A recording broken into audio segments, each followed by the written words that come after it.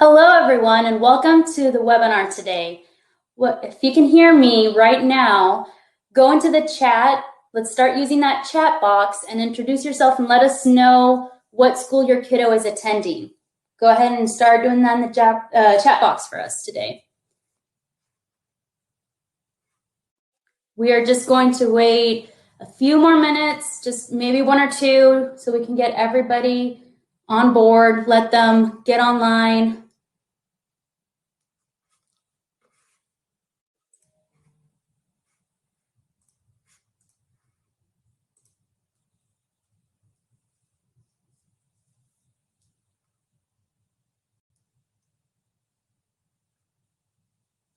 All right, Mrs. Owens, thank you for attending. Ms. Langston, Lisa, Jennifer, Jamie, Jared, Sarah, thank you so much, Lisa. Thank you so much for coming today. We appreciate everybody that carved some time out of their schedule. I know it's a busy time right now with everything, a lot of changes going on, so we appreciate everybody that's attended.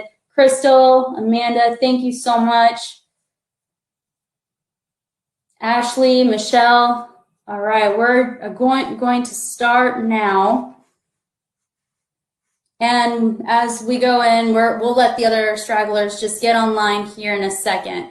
But I want to make sure we make good use of your time and make sure that we are able to cram all the information in within 45 minutes. All right. So let me turn on my camera here. Hi, everybody. My name is Diana Carvajal. I'm the director of Hayesville Gear Up. And as we get started, you should see a slide on your screen that talks about downloading files. You should see a Files tab. Okay, if you see that Files tab, then there's a place where you can download today's toolkit that we uploaded for you. The slides that we're going to be showing today mainly just they are only going to cover just bullet points. We're going to be adding a lot more information. This toolkit will have all of that information. We just didn't want to bombard you with a lot of information through the slides. So make sure you download that toolkit. I'm sure there's going to be one or two golden nuggets there for you to be able to use, or it'll be helpful as you navigate this transition with your kiddo as we go back and forth from being virtual, on-site, and so forth. And so our goal today is to provide useful information within 45 minutes, and then we'll be covering PowerSchool, academics, grades. They vary from being an 8th grader to a 9th grader, what you can expect, what the potential consequences are if your kiddo is struggling and does not pass a grade within high school, and a few tips of virtual learning. If you have any questions, we encourage you to submit those in the chat box. And we promise that we're going to answer all of the questions at the end of the presentation. We just want to make sure we cover all the content for you all today. And just one note before we actually start, we will be giving out gift cards today. We're going to give out $25, $50, and $100 gift card at the end of the webinar. But you must be present to claim this gift card, okay? We need to make sure that you stay on the whole time, and we're going to be announcing that at the very end. And in the chat box, we just need you to respond that you're still here with us, and we'll be sending that gift card your way, okay? So first and foremost, I want to make sure you know who is presenting to you today. And again, my name is Diana Carvajal, I'm director of Hayesville Gear Up, and I have with me two coordinators. If you guys want to go ahead and introduce yourselves.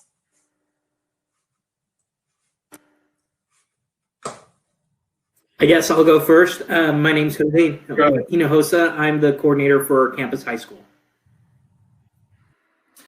My name is Brett Lukert, and I'm the coordinator over at the middle schools for the class of 2025. All right. Mr. Jose, if you want to take us off and start us on our first topic for the night, which is PowerSchool Notice. Okay, so PowerSchool, how it works. PowerSchool is a great tool, and before we start, I am going to post a poll for you all to see how many of you guys how often you all log into PowerSchool. And I'm going to display those results at the end. So give you guys a minute or two to please fill out that poll.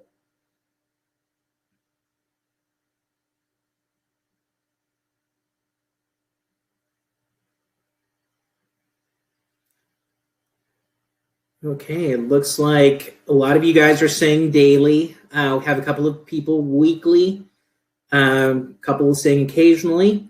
I'm glad not to see not that many people during parent-teacher conference time. I will say this, though. We'll touch this a little bit into this once we get into the meat and potatoes of this, but PowerSchool can be and will be your best friend during this time. Alrighty, so that should be about enough time. I'm going to end this poll and we'll be able to see the results on the screen. So it looks like 45% of you guys check it daily, 22% of you guys check it weekly, 27% of you all check it occasionally, and 4% during parent-teacher conference, which nothing wrong with that. I know it's a new system to use and to get used to it. So I'm going to walk you guys through how PowerSchool works. So I'm going to share my screen, and so I'm sharing with you guys this is not from USD 261, so yours might look a little bit different, but this is what a parent's version of PowerSchool looks like. I am in the grades and attendance tab, and as you can see, you have your students' grades.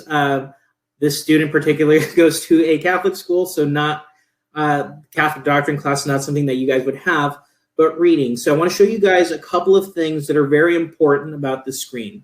So here you're able to see the attendance for the student for the previous week and the current week, quarterly grades for the student, so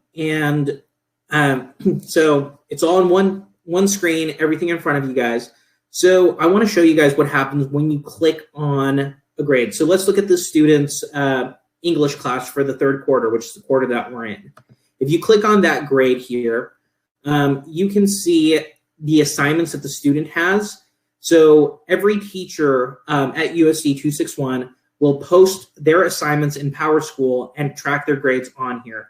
So here's where you can come to see a student's missing assignments, see the grades that they receive on a particular assignment, and see if there's anything. And down here, if you can tell, there is a description of what each of the little goals are. So like the little flags here that they have, the space right here that my mouse is over, you can see whether the assignment was collected, it was late, it's missing, it's exempt from a final grade, the assignment was submitted incomplete. And I know with online learning, sometimes a student accidentally submits an assignment that's incomplete. So it's always good to check the space to make sure that your student has submitted a complete assignment.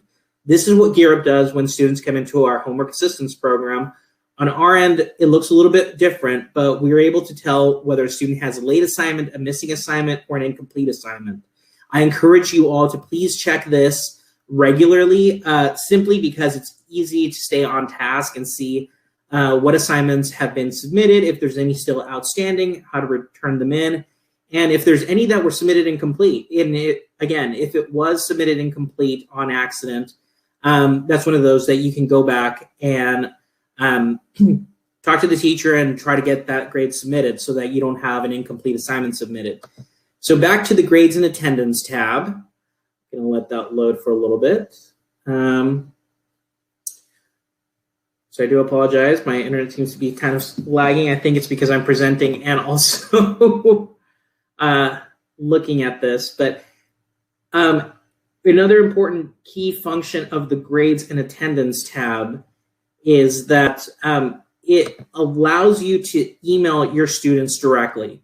So if you can see here, we have the the teacher's name, and it says email. If I were to click on this, it would connect either to my Outlook, my Gmail, or whatever email service I have, and it will allow me to directly email a teacher. So if you notice that a student's grade is lagging or is low, or you have a question particularly for that teacher, it's a great way to easily get their email without having to go through the school's website, try to find the teacher's name, you can just go here and find a direct contact with the teacher. So another tab that I want to show you all is grade history. Grade history provides your students academic history since they've been with the district. I believe in some cases, some of the grades are imported in. I'm not too sure about how far they go, but as long as the student's been USD 261, you will be able to see your students' academic history and go back through the years. Attendance history is fairly similar in that regard. It has a student's attendance. So for example, here we have for this student, we see that she has on the week of 1/18 through the 22nd, there is an absence. It's listed as RP. If you're not sure what the RP code is, if you go all the way down to the bottom, there is a legend for the codes, and every school they have fairly similar codes, but there might be one or two variations.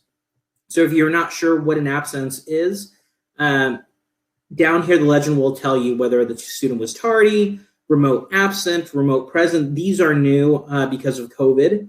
And absent, or whether it was an excused absence or non-excused absence. So this is a great tool for you guys, especially for you parents that have to work and your student is at home, and you want to see how their attendance is. It's a great way to go in, or to see that if you called in a student but the student is marked unexcused, you can go back and contact the school and be like, hey, so on this date, I called my student in at X time. If they're still listed as being unexcused, could you please change that so it's not on my student's record?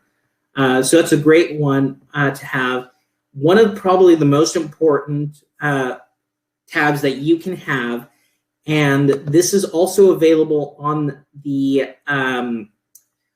app. There is a app that is available on Apple and Android products. A PowerSchool app. So you can set the type of notifications you receive as a parent. So you can get a summary of grades and attendance, detailed report showing assignment scores for each class, a detailed attendance report, school announcements.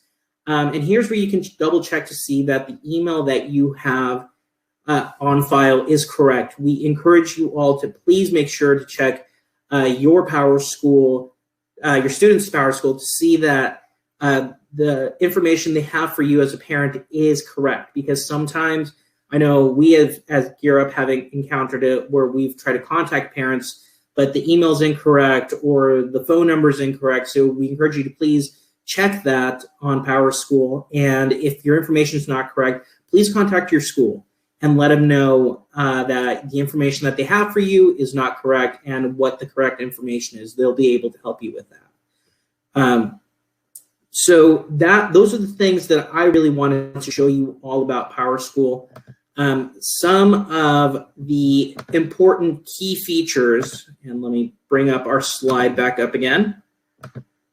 So those are some of the key features that we feel are very important in PowerSchool. I would encourage all parents to get the PowerSchool app. It's a free app, and it can send you push notifications to your cell phone so that you can see when grades get updated, if the student is absent, and so forth. So it's very important that you check PowerSchool on a regular basis. So I will be doing another quick poll for you all before we move on to our next section.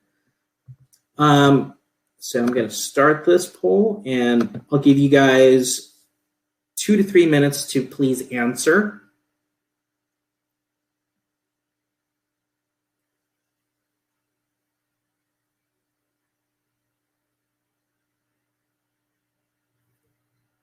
Okay, so it looks like a majority of you all have the PowerSchool app.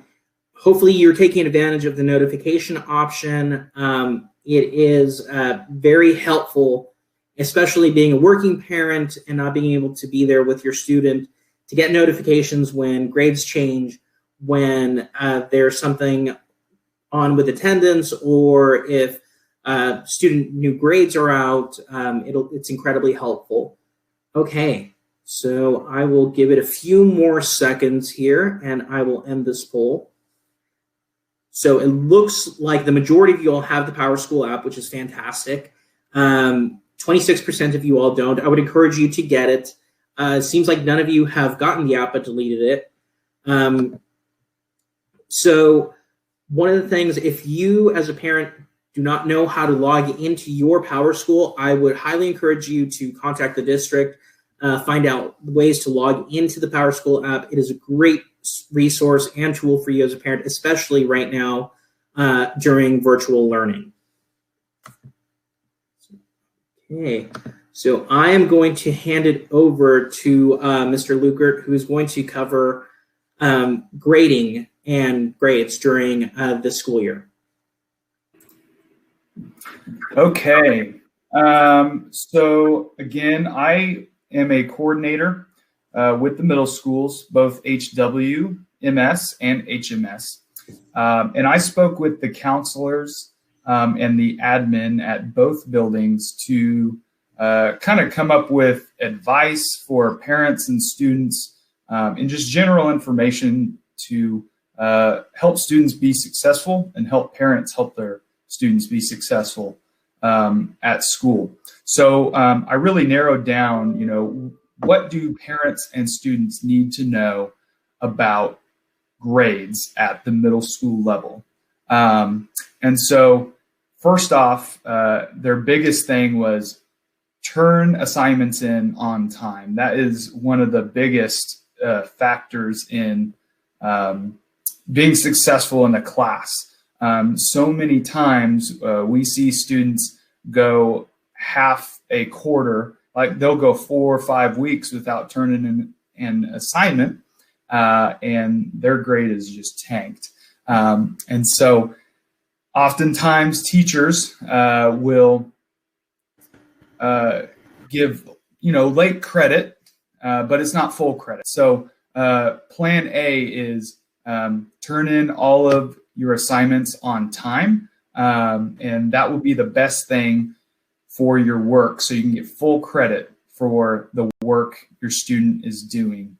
Now, again, if your student does not turn in an assignment, zeros will really tank a grade.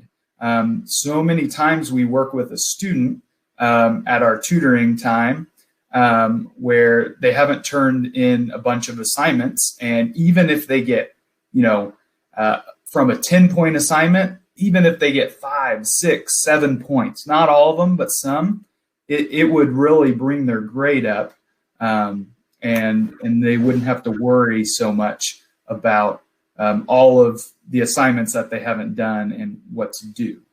So turn in every assignment, even if it's not 100% correct. Obviously, we want our students to do work correctly, but sometimes students have a lot to catch up on, and so we have to make up some ground some ways. So even if it's not 100% correct, we suggest turning in work. That will be the best.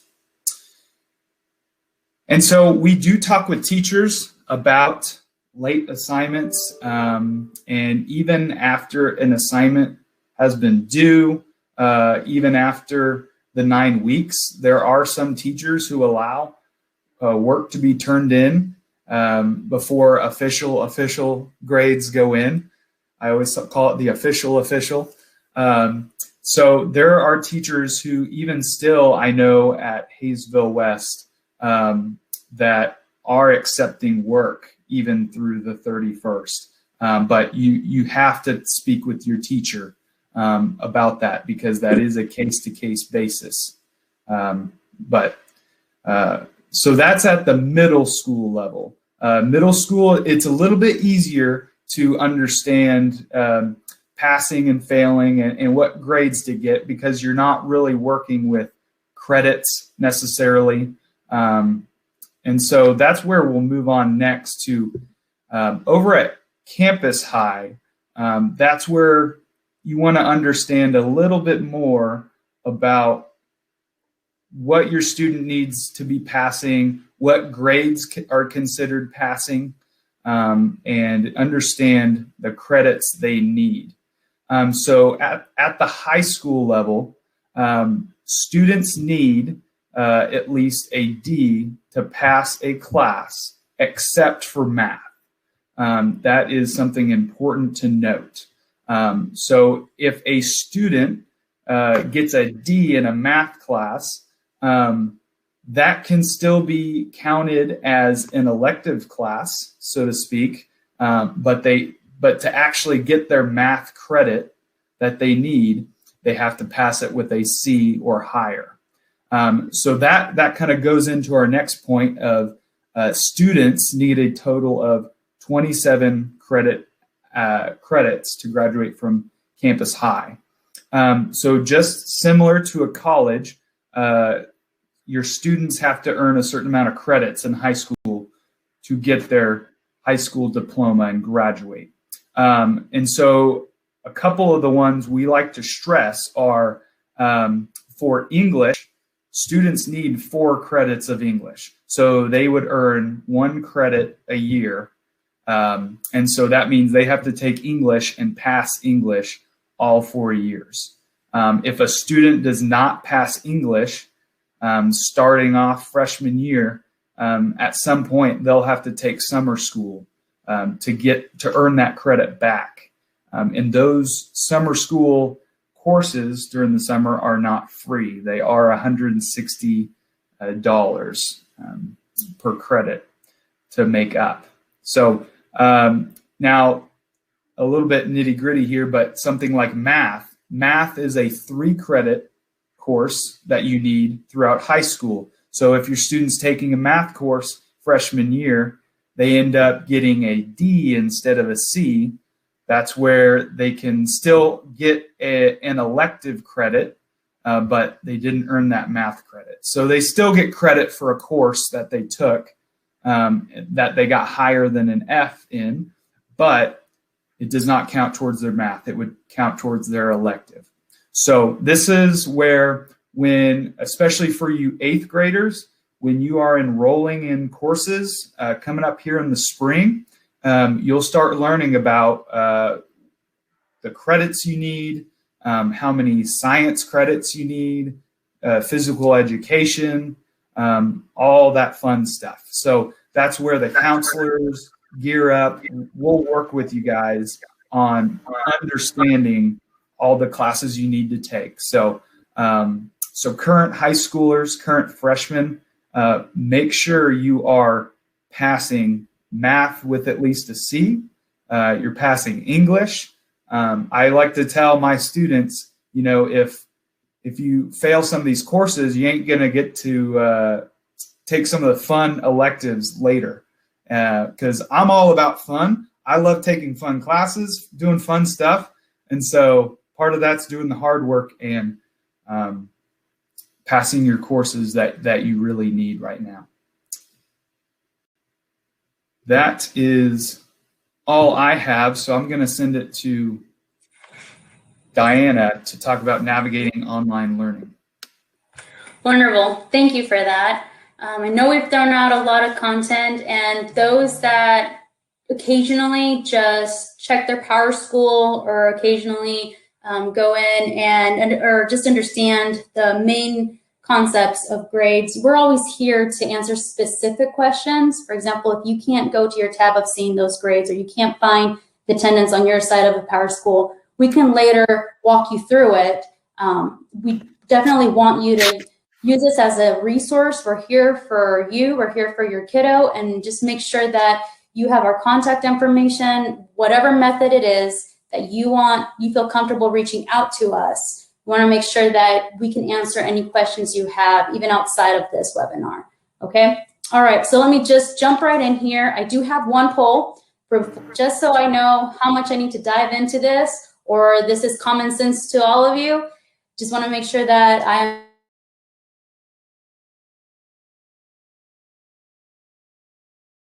is based on Google Meets and Google Classroom. Hopefully you see that poll right now, and it's asking you if you've actually navigated through Google Classroom or Google Meets with your child. Actually navigating on there, you understand what a Google Code is, what a Google Classroom is. you've actually seen those Google Classrooms, how many Google Classrooms your child is enrolled in, you're familiar with an overview. So if you can go ahead and answer that poll, hopefully it's showing up right now. That'll help us. Okay, so we see a lot that you are familiar with Google Meets, Google Classroom. A few is just mainly Google Classroom, not a lot of Google Meets. And we have a small percentage here that is just completely no. And so for those that yes for both, kudos to you. It's wonderful to be able to be that additional help for your kiddo. For those that just have one or the other, I encourage you to be able to navigate and be well-versed on both. Because if your kiddo's struggling and they only right now have you to turn to, if Gear Up is already doing homework assistance or their class is starting and they need to be on in 5 minutes, or they're trying to find an assignment that was published through Google Classroom, you're after work or before you head to work, you're able to answer that, or even during the weekend, and help your kiddo out. So I'm going to end the poll right now. And that way we've got half of you guys, 50% both. We've got 19% just on Google Classroom, 7% just on Google Meet, and 23% have never been on either.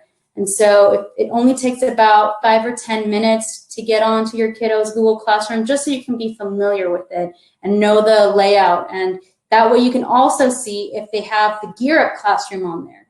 So we have a Gear Up Classroom for your kiddos available, and that they can directly message us there. So if they don't want to text, they have our phone number. If they don't want to do a text or message us through social media or email us, that's another method of them to be able to contact us, contact their advisor if they have a question, if they're struggling with something. And so I'm going to go ahead and go back to slides here, and there we go. All right, so again, just a quick overview. For those that have never been to either, familiar terms, Google Meet is the actual platform where they get on. It's another form of chatting, video chat for their teachers. They can see the classroom. Google Classroom is where they see all their materials of that class, and whether the teacher posts an assignment or they post an activity or anything that needs to get done, or an update or an announcement, they'll be able to see it through there. And Otis, we haven't really touched much on Otis because not a lot of teachers are using this. Very few, and that is more of the teacher's discretion. And most likely they'll communicate that with your kiddo and letting them know if that's the platform that they're going to use. But for now, especially once we go back on site or in person, we'll be able to go back to the normal PowerSchool. I think Otis was just a transitional one when everybody was going online, and that's why we haven't really jumped into a lot within that platform. All right, so here's the golden nuggets that I'm hoping that if your student is excelling and you have the app up to right now, it's just an overview or redundant information. So hopefully right now we can cover a few more information for those that have succinctly responded yes to all of our polls. Okay, so it's just tips of being able to be online and how navigating that when your student or your kiddo is learning remotely. Number one, we have 4 tips. Number 1 tip is staying connected. What does that mean? A lot of the times we tend to wait until we have to talk to a teacher or we have to respond to an email because a teacher has actually sent us something, or we need to respond to something that the school district has either mailed to us or sent us through an email.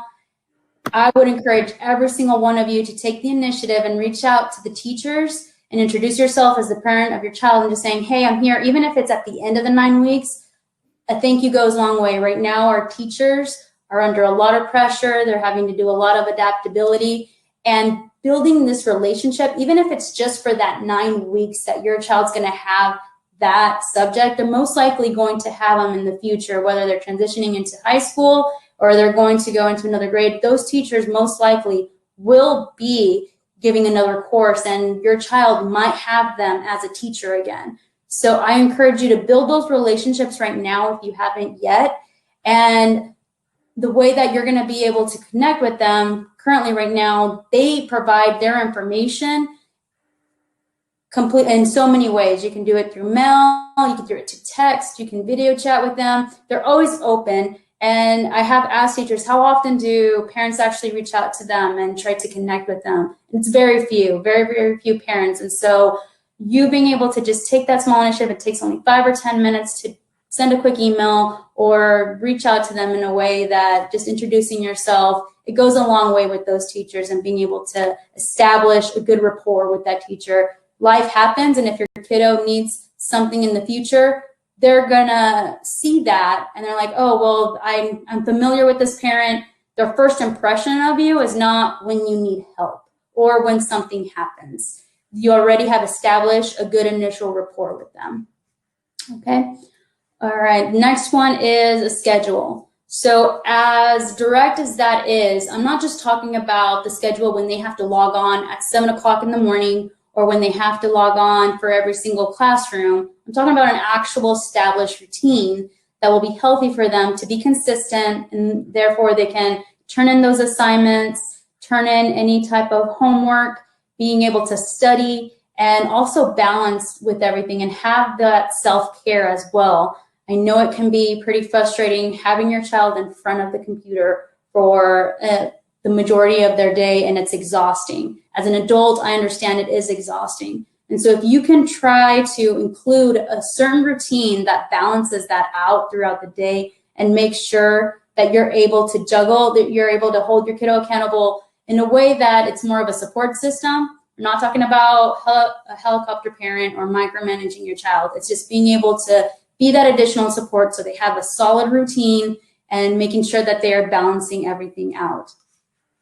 Okay. And third one is being able to check your accounts. I know we brushed through on that, to being able to check your PowerSchool. Our suggestion is for you to check your PowerSchool every single week. Why is that? If you want to check it daily, I'm definitely not discouraging that. Check it daily. But if you're not checking your PowerSchool of your child every single week, then you're not being able to see the updates that teachers give out every single week as far as attendance, grades, missing assignments, and you're able to catch it fast enough, and you're not waiting till the end of 9 weeks where you see that your kiddo's at 2 or 3% and you're like, yikes, what am I going to do? They're failing, and there's a lot of ground to cover. So by doing this every single week, you're going to help your kiddo being able to either make up assignments or do some extra credit, and being able to assess what you need to do as a parent in order to help your kiddo out. And finally is being involved. And so whenever, as we encourage you to understand Google Meets, Google Classroom, get into PowerSchool, all of this comes down to being able to be involved with your child's education and understanding where to go if their assignments are missing, and not feel frustrated and going, oh, where am I going to see this, or how do I know this? If you have the app, enable those notifications to where if there's something missing, you can come home from work and just be like, hey, what's going on? How can I help you? And being able to be proactive rather than reactive when your kiddo is struggling or falling behind, because sometimes they're just going to have an off day. And that's why we want to make sure that we as a team in Gear Up, we can help them succeed and navigate the educational basis. And so, again, I see there's a couple of you that have a couple of questions. We will be following up and answering those. That is all we have for today. We want to have enough time so then we can do our raffle and being able to announce the winners for that. Let's see. Yes, Mr. Lukert, I do have that. All right. Let me see. Let me go here. All right. Okay. As Mr. Lukert looks at the actual list, I am going to start navigating on what questions we need to answer. Unless, Mr. Jose, did you get a chance to look at that? Yes. So one of the ones that I first saw is the question about opportunity for college credit. Campus does offer an opportunity for college credit for college classes. There are AP classes they can take, and they can get credits through the AP exam. In regards to technical and vocational programs through WSU Tech, there is a partnership between Campus High School and WSU Tech. I would suggest talking to the counseling office about those options at WSU Tech.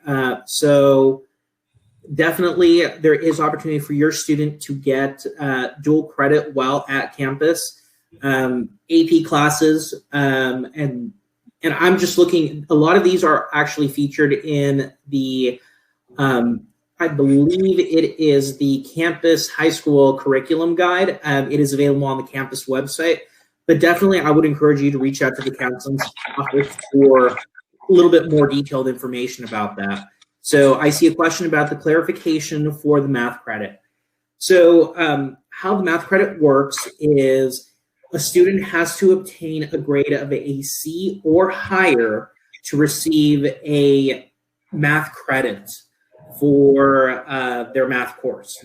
So if first semester they get a C, they get that half credit. Second semester they get a C or higher, they get a half credit. So if a student, let's say, happens to get a D the first semester in math, second semester they get a C, they would still get half credit for that second semester of math. The first semester they would receive an elective credit. So in order to get a math credit, a student must get a C or higher. For all other classes, a student has to get a D. I know it's a little bit complicated, but it's kind of the way campus has it set up.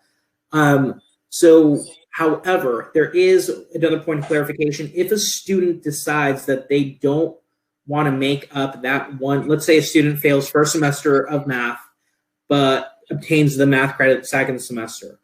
If they wanted to retake the math credit to recover that math credit, that half math credit in the semester, they would have to take the entire year of math.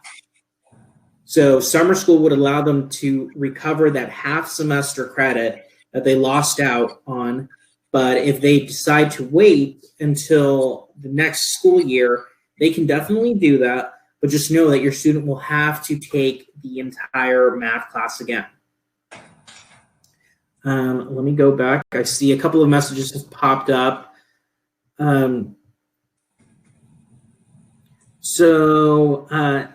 Again, so clarification on the math credit. Tiffany, I see that you're wondering if Tony can take a class or two in the summer so she can get her associates. I would definitely contact the counseling department on that. Contact Ms. Stacy Parks to see what the best option is. Definitely, there is opportunity to take classes in the summer. A lot of times students use those to get caught up on any credits that they're missing.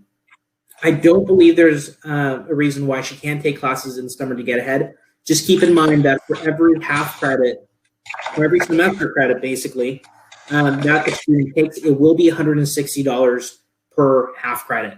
So if a student is going to recover 2 classes over the summer, it would be $160 for one class and $160 for the second. And earlier I saw a question about the tabs in PowerSchool looking a little bit different. Yes, they will look different for parents in USD 261. Unfortunately, in order for us to share how it looks on a parent standpoint, we had to use a Gear Up staff member's parent account. She allowed us to use her child's PowerSchool to kind of go through and show you the features. She happens to go to a private school, but the functions are the same. The layout will be a little bit different, but everything should be in similar tabs. Just the way it's laid out on your screen will look just a little bit different.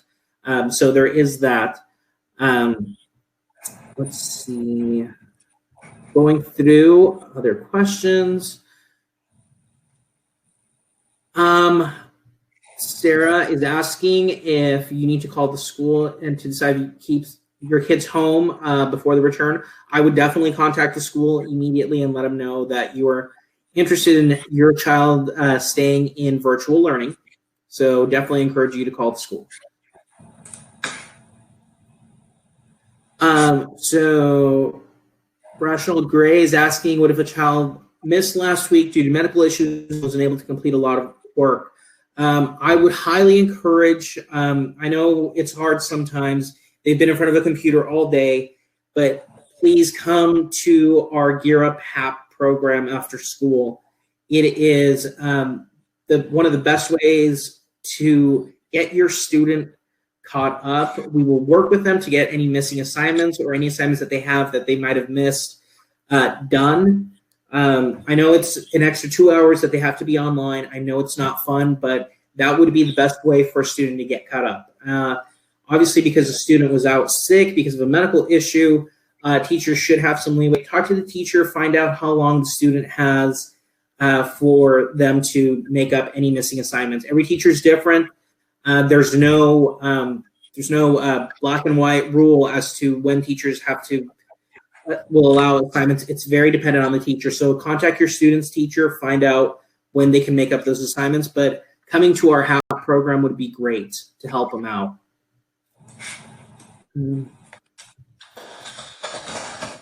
So yes, for the math credits, I'm going to do a quick run through of how many credits students need to graduate from Campus High. Eighth grade parents, you will receive this when Ms. Parks talks to the students. But a student needs 4 English credits, 3 math credits, 3 social studies credits, 1 fine art credit, and 12 elective credits. That's what's needed to graduate. So, okay, I think I've hit on all the points. Miss Diana, if Mr. Lukert is ready to go, we can do that. All right. Yeah, he's wrapping up and getting those winners. We're choosing right now. It's completely randomized, so we're trying to do the best method as possible. So again, thank you. We just want to wrap up before we actually announce those winners. I do want to encourage everybody, if you have not yet, make sure you're connected with us through social media. We created a private parent group, just specifically updates and announcements for Gear Up families. So if you have not joined that parent group, let us know. We tried our best to reach out to all of them that have already through that group on Facebook. And if you're ever curious of what material that we're putting out there for your kiddo to see, we put the same material on Facebook, Instagram, TikTok. For those that actually check their Twitter, we also put our information there on Twitter, and any updates that the district puts out there, whether it's their Twitter, their Facebook, or anything like that, we're repeating that message and pushing it forward. I know sometimes they use different channels to communicate different things, and so we're trying to just to make sure that you guys get all of that information.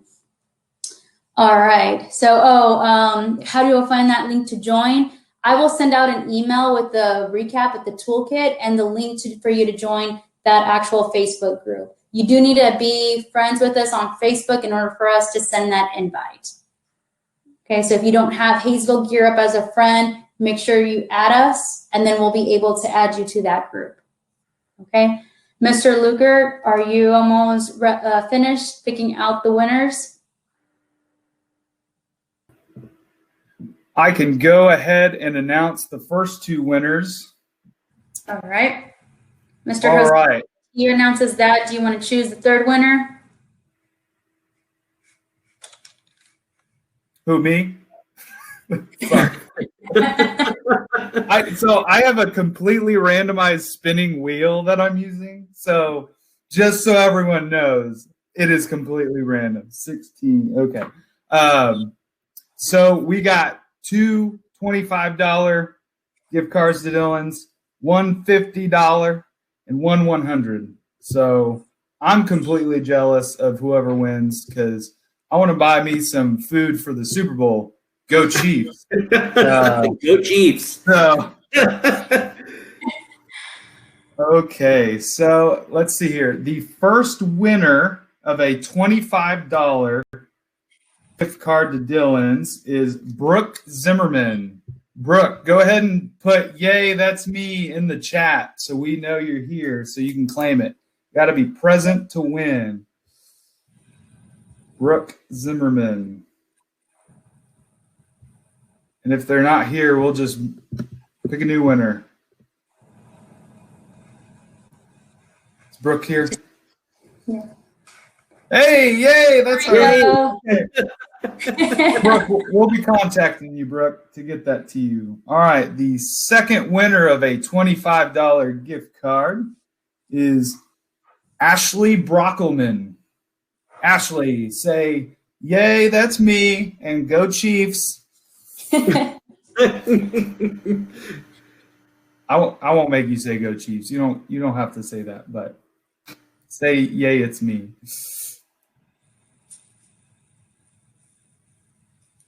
Give her a second.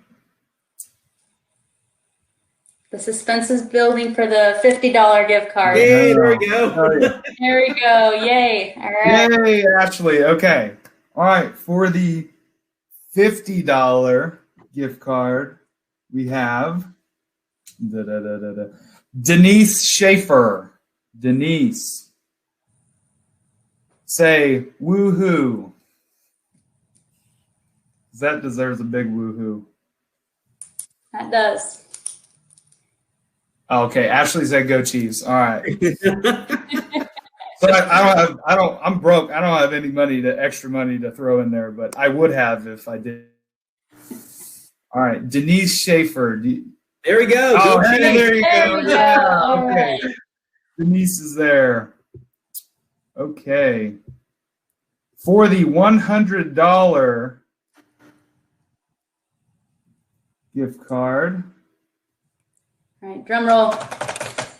big drum roll. All right, I have I hope I say this right, Shauna Bockelman. Shauna, I hope it's not Shana. Shauna Bockelman.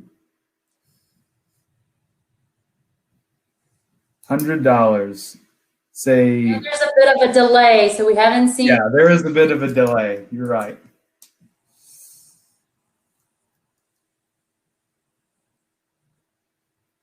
You can say whatever you want. I'm